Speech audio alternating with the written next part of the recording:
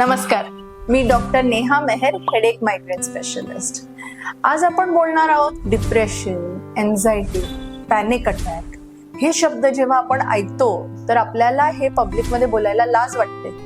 जेव्हा एखाद्या मायग्रेन वॉरियरला परत परत ही डोकेदुखी इतक्या फ्रिक्वेंटली होते की त्याची लाईफस्टाईल डिसेबल व्हायला लागते, जसं मी नेहमी म्हणते की this a lifestyle disabling disease, तर हळूहळू that migraine warrior goes into depression.